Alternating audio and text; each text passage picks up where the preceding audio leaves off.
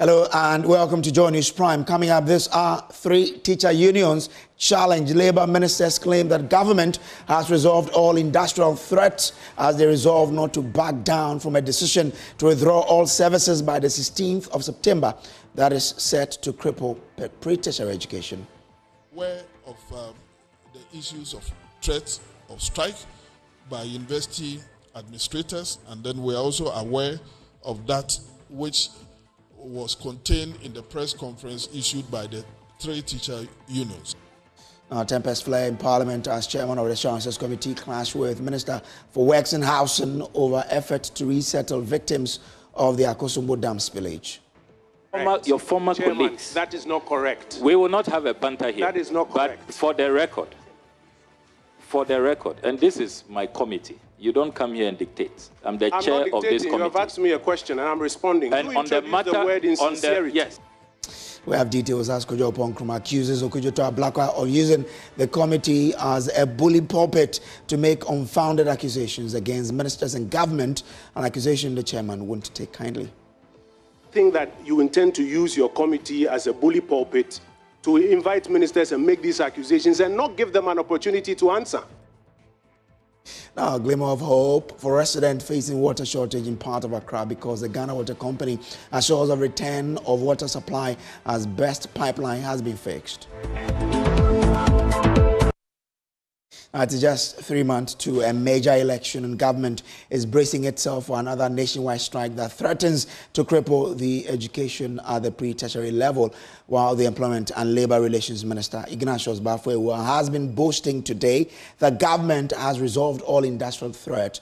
The union, Ghana National Association of Teachers, the National Association of Graduate Teachers and the Coalition of Concerned Teachers Ghana are primed to prove the minister wrong over their unpaid Tier 2 arrears and delays in promotion for some of their members. General Secretary of NAT, Thomas Musa, says it appears they are being taken for granted.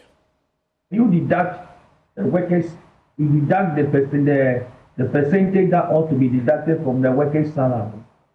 The 14th day of the ensuing month, you are expected to pay the money to the scheme that is in charge of that particular sector, or who is the scheme that the workers belong to. Here we are, not 1 month, not 2 months, not 3 months, 1 good year. The money has been deducted. The money has not been paid to the scheme or to our scheme. The question is this: when the worker is going on retirement, the worker will be worse off. As we discuss this matter now, every month, the amount of money expected to go to the scheme is not less than 50 million Ghana cedis. So for 12 good months, we are talking about probably about 600 million Ghana cedis. That is with the government. The question is, anytime government is coming to pay this particular amount, the 3% penalty that the law provides for, government will not honor it. So what is going to happen is that you make the Ghanaian worker worse off. Look, the things that we are entitled to, which when we are in active service, you are not giving the money to us, or you are not giving us what we deserve. And now the money too that we are saving, that when we are going home, we will take the money along. That one too, we are being deprived of it. What kind of life is that? What kind of life is that? And always, and as rational as we are, we always have to oblige the new person that has come in. And that has always been the case. That because the baton has just been handed over to me, give me time. I've just received the baton, give me time. And this thing it has taken us not 1 year, 2 years, 3 years, some of them 16 years, 15 years, 14 years. And we keep saying that enough is enough. Government in the constitution, it is there. Check the directive principles of state policy. That whatever somebody starts, you need to continue. Once somebody, the kind of work that a particular government has started, you need to continue. Just hours ago, we heard from the Minister for Employment and Labour Relations, Ignatius Bafwewa, who said they have resolved all industrial threats in the last 7 years, and this is no different. He says they are working to meet the deadline of the teachers. Issue of threats to strike. It will be unfair on my part if I say that in spite of the fact that we have had relatively peaceful industrial relations, it does not really mean that industrial issues do not come up. On a daily basis, you have issues coming up, but perhaps what is more important is if these issues come up, how are they handled? How are they solved? Do we just sit down to allow them to degenerate, or we act on it to avoid any mishap? So for me, yes, we are aware of the issues of threats of strike by university administrators, and then we are also aware of that which was contained in the press conference issued by the 3 teacher unions. I want to assure you that we will engage with them, especially with that of the 3 teacher unions on the issue of arrears of payment of Tier 2 contributions. We have had some kind of agreement with them on a roadmap to the settlement of these arrears. Social Security and National Insurance Trust says it is still pursuing options to divest bad and underperforming assets. This is coming just weeks after labor unions, through threats and agitations, forced the trust to abort advanced plans to sell off a 60% stake in some 4 top hotels belonging to the trust. Addressing the media at the Ministry of Information, the Director General of SNIT, Kofi Osafo Bosompe Mafo, says there is need for continuous evaluation of assets belonging to SNIT to inform decision-making. Indicative figures for 2024 are that we will still be showing a surplus. And this is driven by a combination of an improvement in our net contributions and net investment income. But what I want to assure you is that the ILO report is no cause for alarm, and that we are working to improve SNIT. Divestiture, I think the key point is as follows. I think the gentleman who asked the question, if you were running a shop, would you always have the same goods in the shop? The answer is no. Likewise, we run a portfolio. At any time, we would change some of the assets we hold.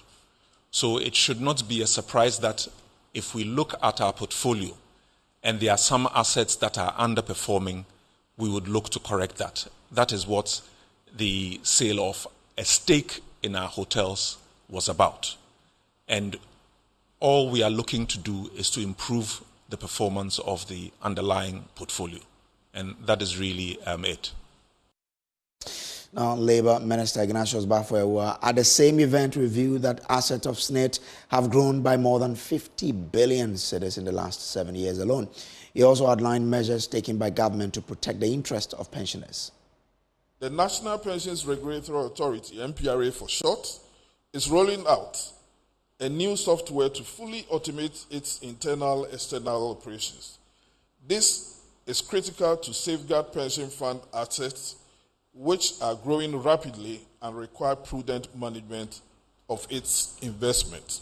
Total assets under management have grown from 15.2 billion in December 2016 to 71.69 billion in March 2024, representing over 350% increase within the 7-year period. SNIT also saved over 550 million from the deactivation of about 19,000 ghost pensioners on the SNIT pension payroll. Permit me, Madam Chair, to reiterate at this point that government will continue to exercise its fiduciary responsibility in the management and protection of pension funds. Now, away from that, the Ministry of Finance has initiated moves to withdraw some 500 million cedis from Ghana's contingency fund to support government's effort to mitigate a potential food crisis.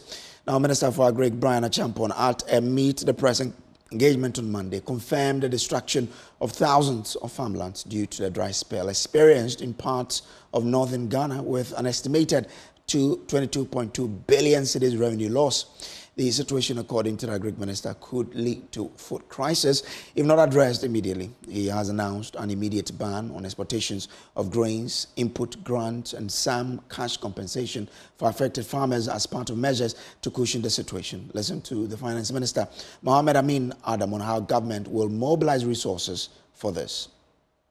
We are seeking to raise about 500 million US dollars, the equivalent of 8 billion Ghana cedis, to fund the crisis response program. This is so much money, but we are doing this also at a time when our buffers are almost depleted. And so we intend to trigger the processes for accessing the contingency fund.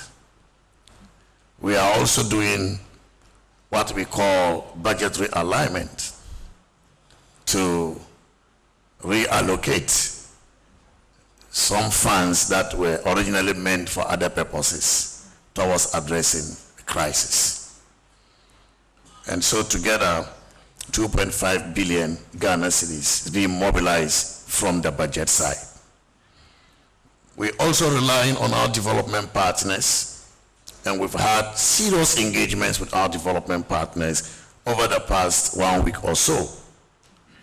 And within this short period, we can report that we are able to secure 155 million US dollars.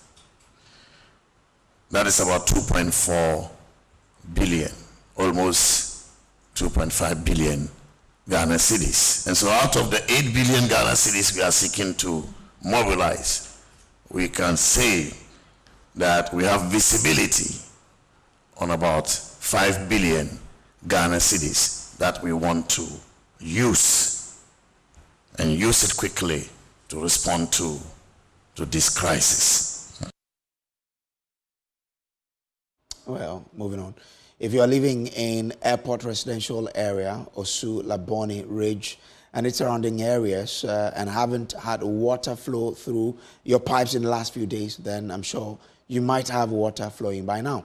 That's according to the assurance from the Ghana Water Company Limited, who says water should return to all affected areas by 6 p.m. today.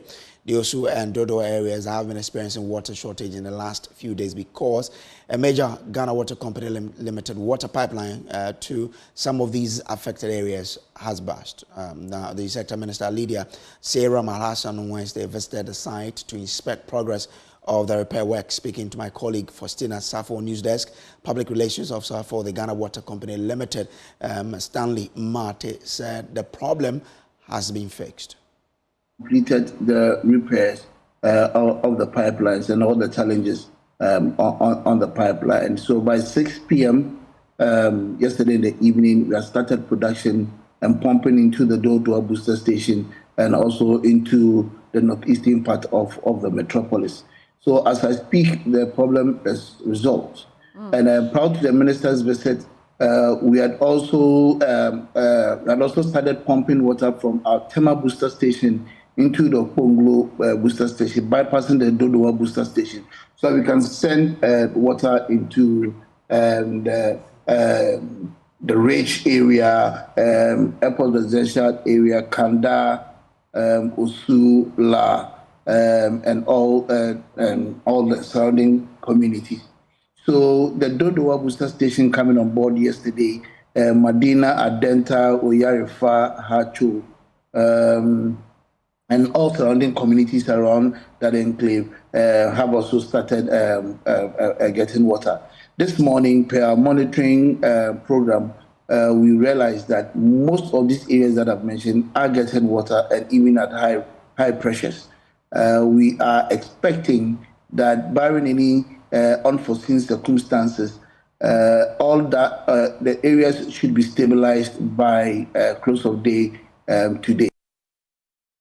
So if you are living in any of these areas, you might want to let us know what's the situation in your area. Just go onto our social media platforms and leave your thought there. Now let's return to our earlier story where the government is looking for funds to help farmers who've lost a lot during this dry spell that some northern part of the country witnessed. Now, the Finance Ministry, we know today, triggered that move to withdraw some 500 million cedis from the Contingency Fund. They have indeed written to the Finance Committee for approval of that, and my colleague James Kwesi joins with excerpt of that particular letter. James, the Finance Ministry has been making a strong case on why they really need to draw down this money. Tell us more. So the ministry says, quote, given the assessed impact of the impending food security as a result of the dry spell, crisis in 5 regions across the northern sector, as well as some 3 transitional zones across the country, affecting over 900,000 farmers and heightening the risk of extremism. They are calling on the Finance Committee as a matter of urgency to approve that 500 billion Ghana cedis withdrawal from the Contingency Fund to do 3 key things. One, to mop up grains from the farmers, and 2, to also do an urgent importation of grains, as the minister earlier, Agric Minister, told us on Monday, from the ECOWAS grain reserves, as well as issue some cash to the farmers. We have been told that some 1,000 Ghana cedis will be paid for every hectare of farm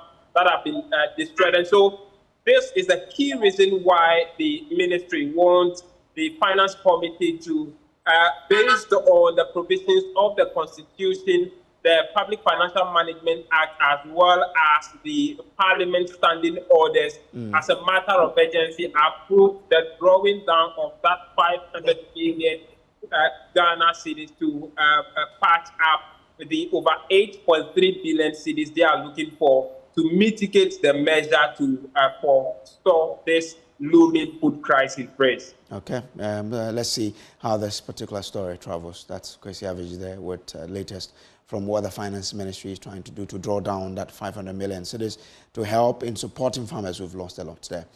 Now, residents living at the estuary of River Ankobra have been sharing their experiences of how persistent pollution of the river by Galamsey continues to affect their lives.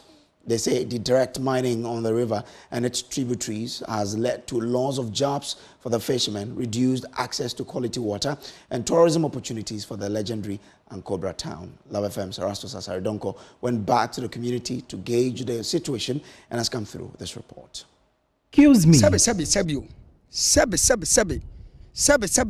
Makana 3 times. Ankobra River, situated in the western region of Ghana, flows through the Dwaboso and Nzema East districts. Direct mining on the river in many of the communities along its path has reduced its integrity. The Ankobra is contaminated. The 2023 testing of samples from various catch points revealed high levels of arsenic, chromium, cadmium, lead, and other harmful metals from Galamsey. I know of MMDCs and MPs in some communities who have employed people to do Galamsey for them. Even some chiefs in some communities do Galamsey. At the estuary, where it joins the sea at Axim, residents of Ankobra town are bearing the brunt of the pollution. This is what remains of a once beautiful, clean estuary where the Ankobra joins the sea. It is now a milky, polluted river joining the sea here.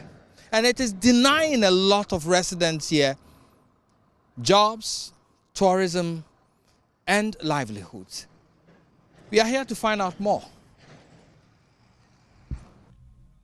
Assembly member for the area, Patrick Isua, confirms the illegal mining operations in and around the Ankobra are eroding the economic gains of the community. Due to the galamsey activities, we have lost 3 things. One is tourism. The second one is the source of water. And the third one is jobs. Why am I saying so?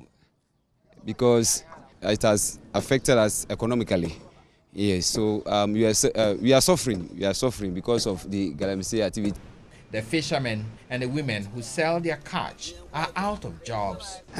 Previously, we used to catch some fishes here at the estuary, but with the onset of the galamsey, all of them are gone. We used to fish August, September, October, November, December, 5 months, but now we can only fish for 2 months and we are running at a loss. Houses at the estuary have flooded recently. Former assembly member for Ankobra town, Mr. Morke, believes the silting of the river by galamsey is to blame. Now the galamsey that they are doing is very closer to the Ankobra river, so that's why it's causing the flood in the community, because the sand that they dig and the river that they heap over there flows into the Ankobra river, and now the river is being wide, so the water that comes from the top to this place is more than the previous one that we have been seeing. So the galamsey is directly that's what is giving us problem in this community. The constant pollution of the Ankobra River by galamsey is a violation of the right to clean and potable water. Until government finds a solution to this, people's lives will be affected. From the estuary Ankobra town, reporting for Joy News, Erastus Asaredonko.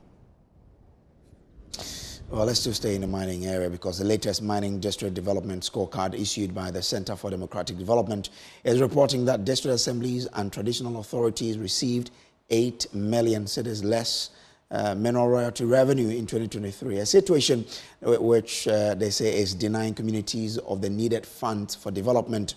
In partnership with the Ford Foundation, a report committed into the trend reveals that there is lack of transparency on revenue collection of mineral resources and its utilization. As CDD says, more work ought to be done to promote transparency. There is more in the following report. The Mining District Development Scorecard is a pioneering document attempting for the very first time to assess the benefits indigents derive from mineral resources mined from their local communities. At an event to outdoor the findings in Accra, the Center for Democratic Development, CDD Ghana, indicated that the report demonstrates its strong attachment to the principles of accountability. And for the first time, we have a comprehensive scorecard that evaluates governance dimensions, fiscal transparency, local government effectiveness, citizen participation, and the efficiency of mineral royalty utilization. Details from a breakdown of the report reveals that traditional authorities and district assemblies received 8 million cedis less of mineral resources due them in 2023 alone. I also asking the same questions, and that's why you see the agitations that we see in these communities, because there's a perception that mining has not brought us anything good. And as you can attest yourself, once you go into these communities, you'll see the fact that there's almost like a local resource case. And the story is always told about Obuasi and Johannesburg. What is it that Johannesburg is doing well that we are not doing, that we need to improve? Meanwhile, some chiefs from mining communities who were present at the event urged government to allocate more resources to traditional authorities in mining communities in order to aid development within the areas. You see, those of us in mining areas, we get just a peanut. So what comes to the mining areas is not sufficient for development. If you take Awaso, for example, bauxite started so many years ago. If you go to Awaso, you cry. So at least we need a lot of money so that the Awaso can be improved and the other communities too.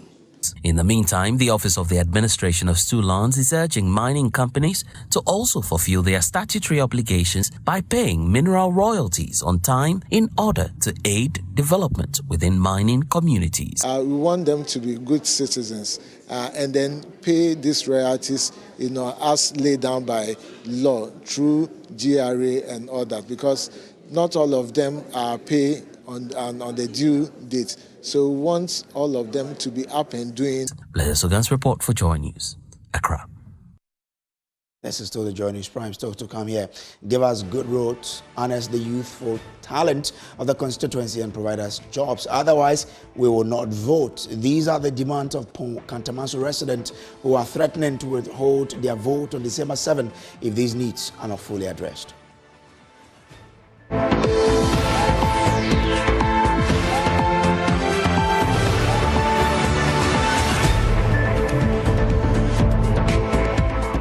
Back from the break now. Tempest flared at the Assurance Committee sitting when Chairman of the committee, Samuel Okudzeto-Ablakwa, clashed with the Minister for Works and Housing, Kojo Oppong-Nkrumah. Samuel Okudzeto-Ablakwa was questioning the minister on what he said was the poor attitude the government has shown towards dealing with suffering of persons displaced by the spillage of the Akosombo Dam. But Kojo Oppong-Nkrumah fought back, insisting that was not the case, leaving the two speaking at each other. This is not a matter that we reduce to political football, deflection, obfuscation, red herrings, as you are trying to do today. It's been a year. People are living in distress. People are devastated. Fellow citizens, your contractors, after their late arrival, are even behind schedule. You are now looking at some 14-day window to go to the site. Clearly, we are not impressed. When will the first set of houses be ready? And when can we see a change in attitude? When can this committee see your ministry, your government, prioritizing the plight of victims of the VRA spillage? Chairman, I think we should also move away from this, may I say, posture, where we want to create the impression that some persons care and some persons don't care. You introduced the word sincerity into this conversation. Yes. If we are being sincere, you have been one of the persons who keeps whipping up this impression that somebody doesn't care. You will recall that when the military on ground was asked to move from one location to another as part of the exercise, you came out saying that the military had been asked to withdraw from the place. I'm glad that you have introduced that. Chairman, that was not sincere. I am glad that you have introduced that matter. Yes. What your government did, what the commander-in-chief asked them to do, was rather the insincerity. They were moving out. The commander told me, I was there, the Chairman, TV, and your former Chairman, colleagues. That is not correct. We will not have a banter here. That is not correct. But for the record, and this is my committee. You don't come here and dictate. I'm the chair of this committee. You have asked me a question and I'm responding. And you on the matter, the word insincerity. and on the matter, I'm respectfully submitting to you that when you announced to the whole republic that the military had been asked to withdraw from the Volta region, Chairman, that wasn't sincere, because the military had not been asked to withdraw from the entire Volta region. They had been asked to move from one place to the other. And that wasn't sincere. I am putting it to you. And that was an afterthought. After I exposed the government. Chairman, can I speak? Can I speak? Of course you can speak. But if I you ask a am question, the chairman of this committee, and I will regulate this meeting. You have the right to. But if you put out a word that on the matter, I will respond, Chairman. On the matter of sincerity, I know what you are doing. You are trying to deflect. We will come back to housing. On the matter of the soldiers were moving out. They had packed and were leaving. I was with the TV3 crew. Talk to TV3. They broke the news. They spoke to the commanders.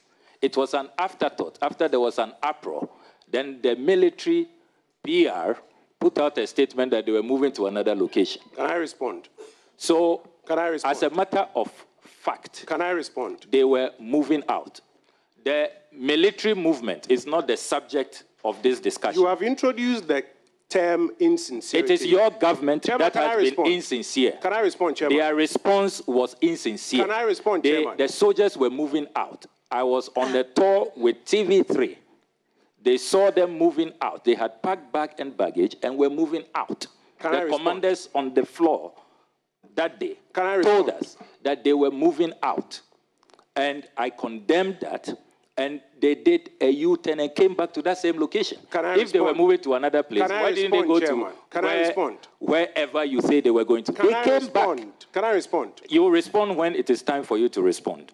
So that was the Works and Housing Minister, Kpone-Katamanso, in a heated argument with the chairman of the Assurances Committee. Now, Kpone-Katamanso then accused Okudzeto Ablakwa of using the committee as a bully pulpit. We have to have a right to respond to those accusations that you have made. You earlier accused us of insincerity. And I suggested to you that, with great respect, without a challenge to the fact that you are chairman of this committee and that this is a committee of parliament, I mentioned to you earlier that there's work that is ongoing. Within 14 days, the regional minister and myself will be back on the ground. This will not be the first time. We'll be back on the ground to engage with the contractors and make a determination of why they are behind schedule and when they will complete. And when that is done, I'll be able to ferry to this committee updated timelines of when they will be complete. But Chairman, I'm saying to you that if you introduce the concept of insincerity, of playing partisan football, of deflecting and introducing red herrings, it is respectfully within my right to also draw your attention to instances where I am of the view you have done same. But I don't think that that is what we are here to do for the benefit of the Ghanaian people. For the people in these areas, the number one interest that they have is that we complete these projects on time for people to benefit. But if you choose, Chairman, respectfully, to accuse me before the whole country of playing partisan football, not being sincere, of deflecting and of introducing red herrings, then I have a right in my own defense to draw your attention to instances where I believe you have done same. I don't think that's what we are here to do.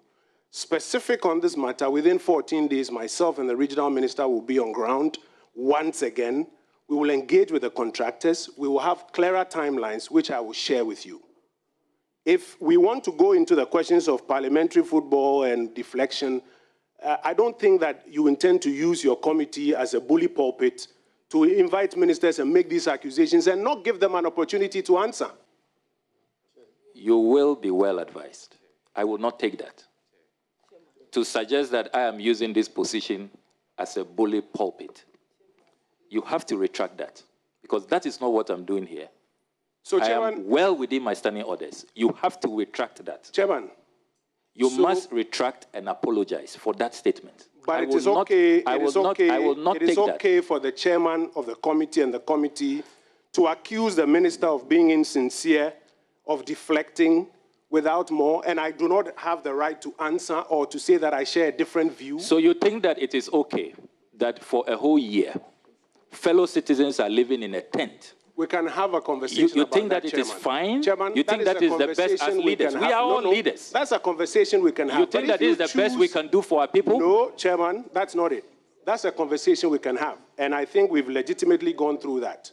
But if you choose to accuse me of insincerity, of introducing red herrings, of deflecting, that is not about the people. That is you accusing me. Of course, because we are not... But if you are accusing me, I must have a right to respond. You are introducing matters that are not before us, matters that you have your facts totally wrong. Which matters are these? The movement of the soldiers, you have... That was not before us. You introduced that. I have fact... No, are we discussing soldiers here? You introducing... Are we discussing...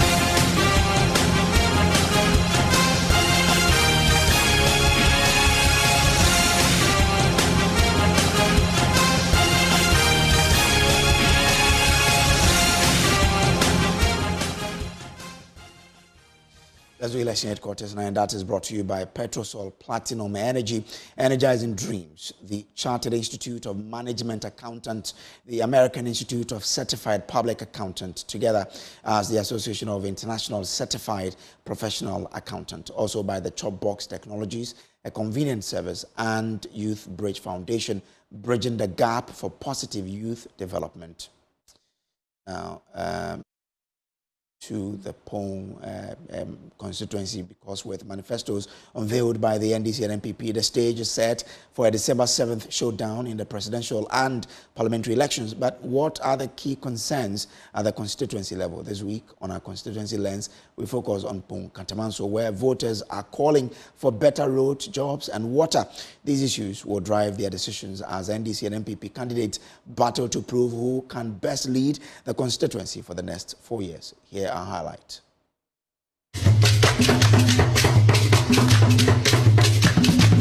Here is the 64 Battalion Parliament for the Youth here in the Kpone-Katamanso constituency.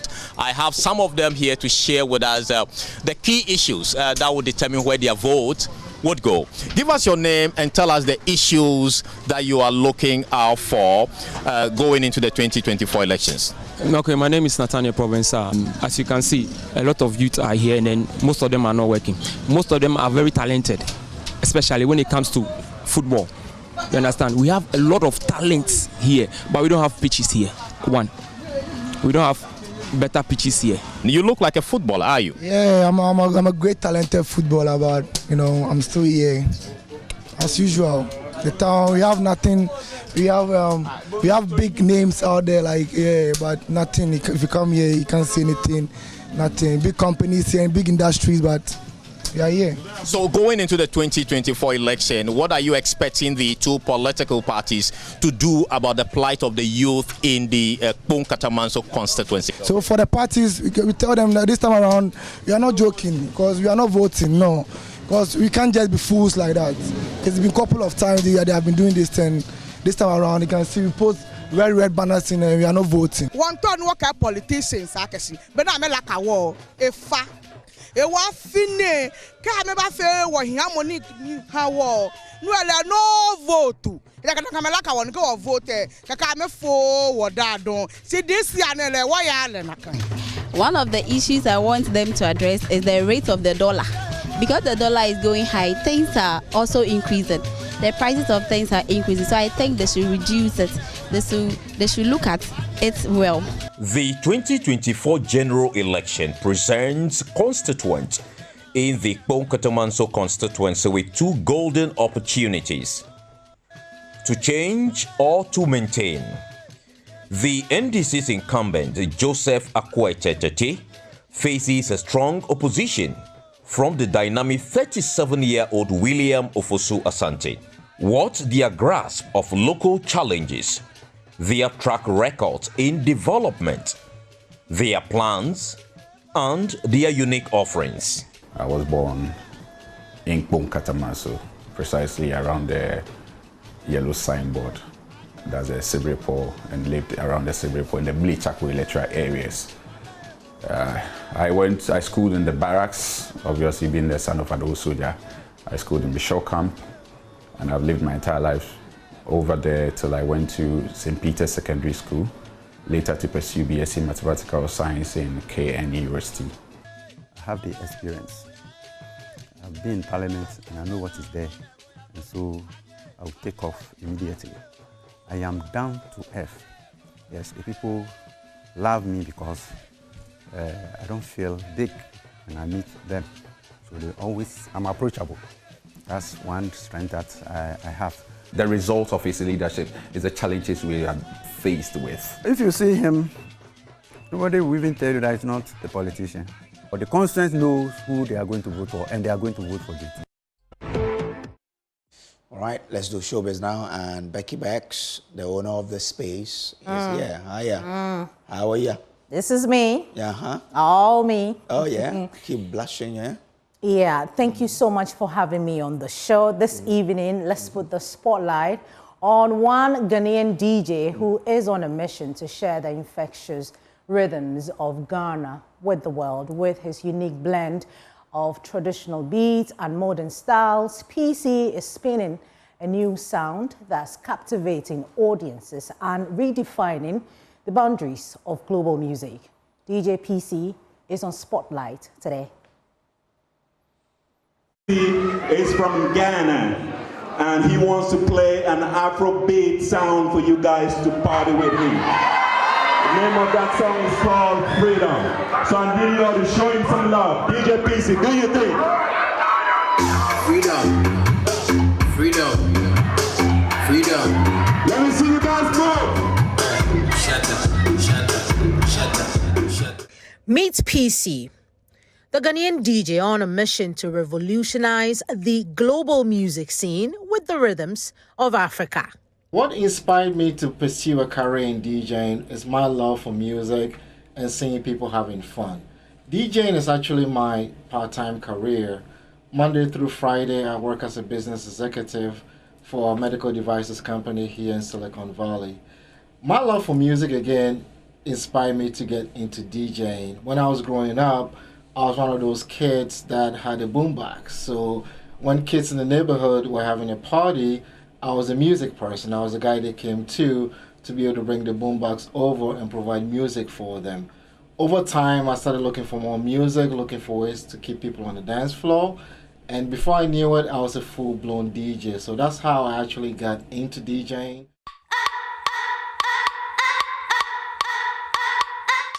By day, Peter Enyame is a senior director in human resources, but by night, he transforms into a musical ambassador, blending traditional Ghanaian sounds with modern styles. Staying connected to my Ghanaian roots while I live in the United States is pretty easy. I do that through friends and family. Having friends and family that are Ghanaians, obviously, you are going to stay connected to what's happening in the motherland. Also, when I DJ, if you look at my videos, I use a lot of Adinkra symbols on my vinyls. The clothes that I wear, I represent Ghana when I'm out there to an audience that is non-Ghanaian. It helps me stay connected to my roots and also educates my audience that are not Ghanaians about the culture. I believe Ghanaian music can gain international recognition. For that to happen, we have to follow the blueprint of others who have been very, very successful at doing that. Think about Latin music. Latin musicians like Shakira or Bad Bunny, they actually make music for their culture, but they also make music that aligns with what the international audience like. Nothing wrong with Ghanaian music. We need to keep the way our music is because it's very unique to our culture. But for us to have the international appeal, we need to find a way to blend our Ghanaian music with an international audience. And for us to do that, we need to be able to find ways for us to make that connection. I contribute to the growth and popularity of Ghanaian music worldwide by playing Ghanaian music at my gig. To do that, I need to find Ghanaian music that also aligns to the music that the audience is listening to. Think of it this way. If you hire me to play a Ghanaian event, you will not be happy with me if I just suddenly kick in an Indian song. You're not going to like that, right? So for me to do that, I need to find maybe an Indian song that's very similar to Ghanaian music. And also, I need to be able to build that relationship with you and the audience and say, hey, I'm trying to promote Ghanaian music. From Afrobeats to High Life, PC sets a sonic journey through African landscapes.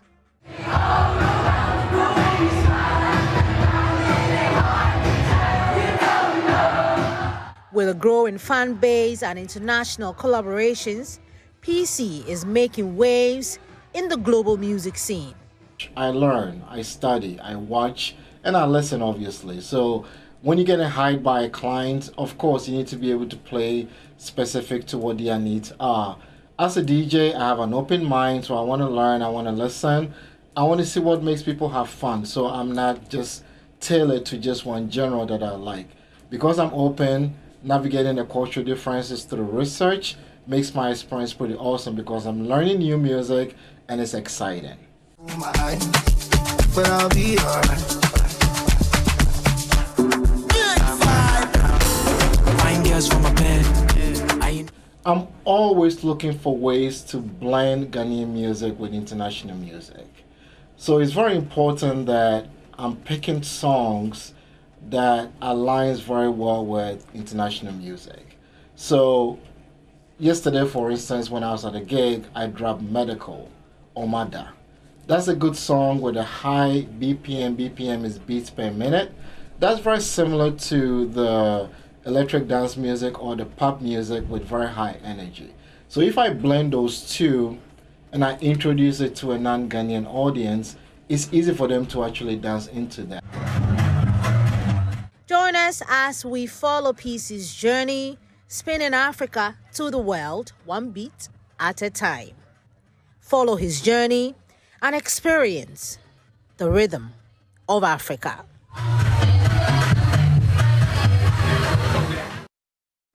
Oh, I thought the song will roll so we could show our dancing skills. We can't do that right now. But I'm so proud of what DJ PC is doing out there in America. Yeah. I hope that others follow suit and promote exclusively Ghanaian music out there, because that's what we want. The high life is here.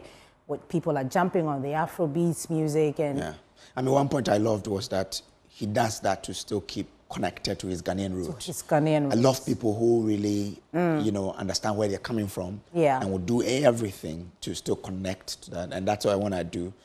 So I love him for that, and we wish him all the best. Well, we wish you all the best, DJ PC, and we're grateful to you for your time here on Joy News Prime. Thank you so much for sticking with us. Tomorrow, we have the big press. Exactly. Tell it's me a dialogue. all about it. It's a dialogue on I'll be there. Protecting media freedom. Right. Ahead of the election, we want to bring all these stakeholders together and talk about how the media freedom that we all do enjoy can be protected as we go into the election. So we'll have that particular dialogue tomorrow. For us to the reason why we won't be here tomorrow because we have that big agenda tomorrow. I'm so excited. I'll be there. You should be there. Yeah, exactly. We're inviting all of us. We're supposed to be there, or we'll be in trouble if we're not there. But you would want to hear these. Please brush your teeth with Pepsodent this evening and tomorrow morning before we all show up at the press briefing and press conference and all the dialogues to protect media freedom.